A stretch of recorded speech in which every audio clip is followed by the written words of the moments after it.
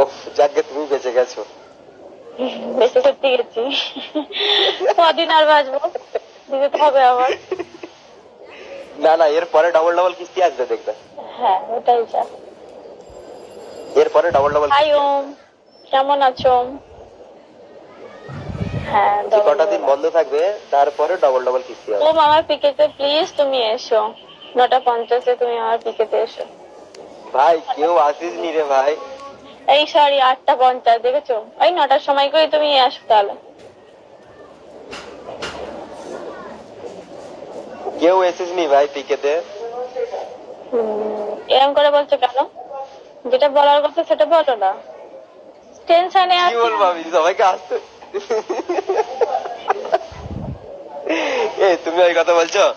আমি তোমাকে কি বললাম যে খাওয়া দাওয়া করে আমি মনে মনে করছিলাম যে 20,000 টাকা পেটিএম এ নিয়ে চলে আসি, কারণ কাউকে যদি পাঠাতে হয় কাজে লাগবে আর রিচার্জ করতেও কাজে লাগবে।